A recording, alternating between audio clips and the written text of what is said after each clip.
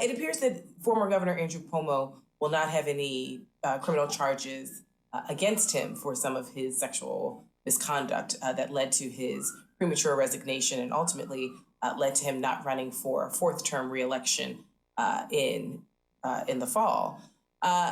What is interesting, though, is that Andrew Cuomo still has $18 million in the bank, which makes it such that anyone with $18 million in the bank that they can use at their own discretion, many have not counted him out as a politician. And so there are a few camps in New York State. There are those who feel as though Andrew Cuomo was mistreated, that he shouldn't have resigned, that this is Me Too gone wild, that these are non-credible, sort of, so what, he kissed someone on the cheek. This is, why can't, men be men? And they really just do not feel as though he was treated fairly.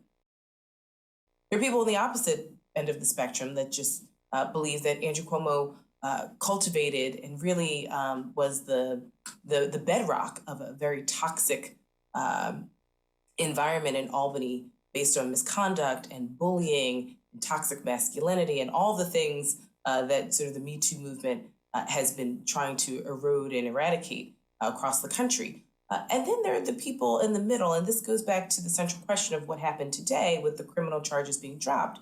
There are many people who believe Andrew Cuomo doesn't necessarily need to go to prison, but that he should pay some restitution to his victims. And so they are fine with criminal charges being dropped, but they are also fine with seeing some civil cases being brought so that some of Andrew Cuomo's alleged victims have some sort of financial restitution. When you are bringing a sexual harassment or a sexual assault case to a jury, there has to be a lot of documentation. It cannot be he said, she said.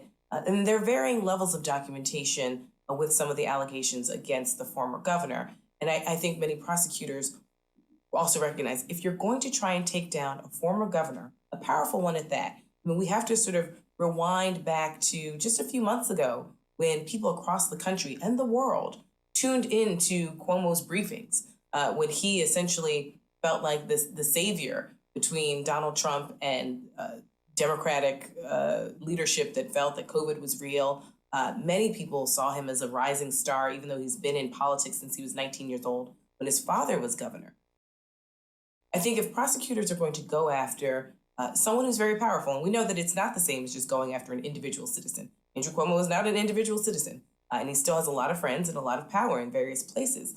Keep in mind, at one point, he was very close to Joe Biden, the president. He was one of the first governors to endorse Joe Biden for the presidency.